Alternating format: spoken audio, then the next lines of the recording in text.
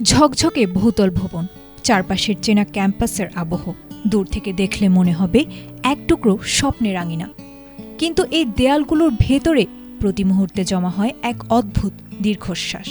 যেখানে জীবন বাঁচানোর দীক্ষা নেয়ার কথা, সেখানেই প্রতিদিন হাজারো শিক্ষার্থীকে লড়তে হয় এক অদৃশ্য সংকটের বিরুদ্ধে। সেবার আলো ছড়ানোর কারিগররা নিজেরাই যেন অন্ধকারের এক গোলকধাঁধায় বন্দী।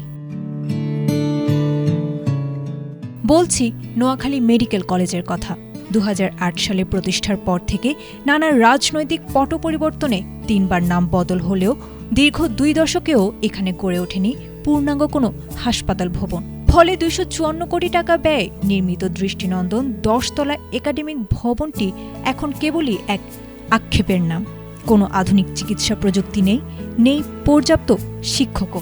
নাম পরিবর্তন করলে তো আসলে হচ্ছে না জিনিসটা। যেমন আমাদের হচ্ছে হসপিটাল নাই, এটা হচ্ছে একটা মেজর প্রবলেম। এখানে চিকিৎসা নিতে এসে দেখা যাচ্ছে এখানে কোনো ভালো ফ্যাসিলিটিস নাই। আর এখানে দেখা যাচ্ছে একজন রোগী এখানে একদিন থাকার পরে তাকে হয় ঢাকা নয় সিএমসিতে ট্রান্সফার করা হচ্ছে। তো এটা হচ্ছে একটা মেজর প্রবলেম হয়ে গেছে। তারপরে হচ্ছে আমাদের যে হোস্টেল বলি বা মেডিকেল কলেজ বলি, হ্যাঁ আমাদের মেডিকেল কলেজের জিনিসটা সুন্দর আছে, বাট এখানে কোনো হসপিটাল নাই। তো এটা হচ্ছে আমার কাছে মনে হয় এটা খুবই একটা বড় একটা সমস্যা। আমাদের মেডিকেল কলেজটা বর্তমানে গভর্নমেন্ট মেডিকেল কলেজের র্যাঙ্কিং এর মধ্যে 17 বা 18তম র্যাঙ্কিং এ আছে। যদিও এর নিচে অনেক র্যাঙ্কিং যে মেডিকেল কলেজগুলো নতুন হয়েছে, ওদের হসপিটালগুলো ক্যাম্পাসে পুরোপুরি বিল্ড আপ করার পাশাপাশি পুরো একটা সিস্টেম ডেভেলপ করছে। কিন্তু আমরা ক্যাম্পাসে আসার পর এই প্রায় 4 বছর হয়ে যাচ্ছে, আমাদের হসপিটাল আমাদের ক্যাম্পাসে বানানোর কথা ছিল, কিন্তু এখনো পর্যন্ত 4 বছর আমরা সেরকম কোনো প্রোগ্রেস দেখি নাই।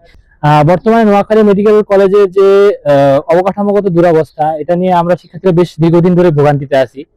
বিশেষ করে আমাদের এখানে হসপিটালটা এখনো গড়ে ওঠে নাই। তারপর আমাদের এখানে যে নির্মাণাধীন এখনো আছে, ঠিক মতো প্রাচীরটা গড়ে ওঠে নাই, যেটা নিরাপত্তাহীনতার কারণ হয়েছে। ক্যাম্পাসে একটা সরকারি হাসপাতাল নেই, এই জন্য হচ্ছে আমাদের প্রতিদিন 1 ঘন্টা জার্নি সময় নষ্ট হয়।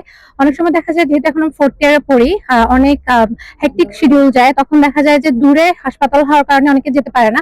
আবার অনেক বিভাগীয় মেডিকেলে সন্ধ্যাবেলা হাসপাতালে যেতে হয়, কিন্তু আমাদের মেডিকেলে দূরে হয়, আমরা সন্ধ্যার যে হাসপাতালের যে ওয়ার্ডটা আমরা সেটা করতে পারি না, মিস হয়ে যায়।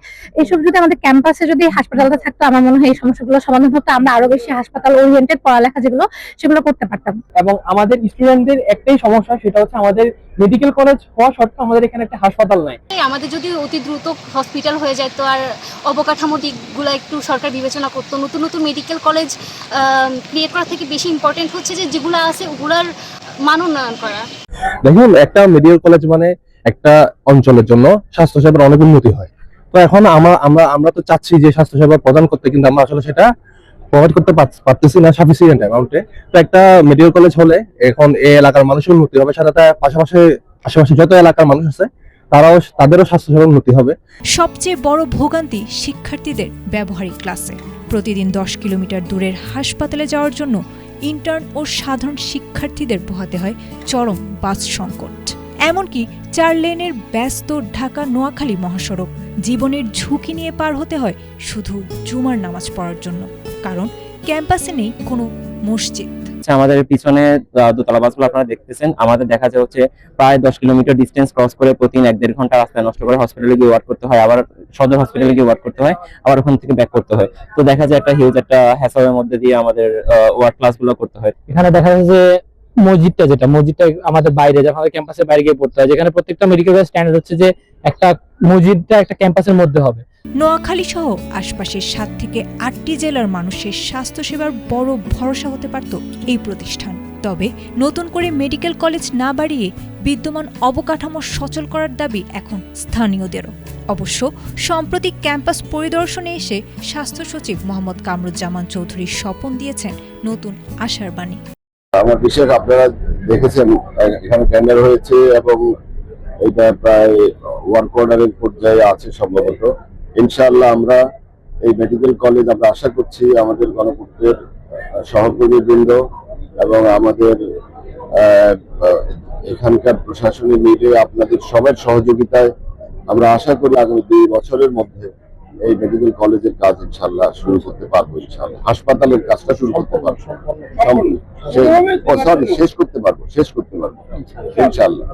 আশ্বাস আর বাস্তবতার এই ব্যবধান ঘুচিয়ে দ্রুত চালু হবে স্বপ্নের হাসপাতাল, নিশ্চিত হবে সাধারণ মানুষের চিকিৎসা সেবা। এমনটাই প্রত্যাশা নোয়াখালীবাসী।